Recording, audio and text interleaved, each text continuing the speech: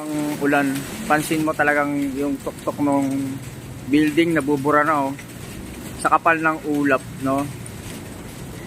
Dahil to sa bagyong Christine. So mapapansin talagang pangatlong araw niya na to, pero ganito pa rin yung sitwasyon. Yan, no? Napalakas ng ulan, malakas na hangin. So dito pa lang yan sa NCR. Lalo na dun sa mga lugar na talagang nandun yung ulan, nandun yung hangin. Eto, grabe no, lakas no. Super bagyo. Tingnan mo, nabubura na yung sobrang baba na ng ulap.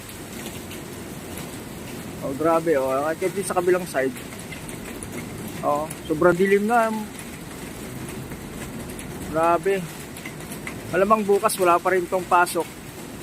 So pang-apat na araw na bukas.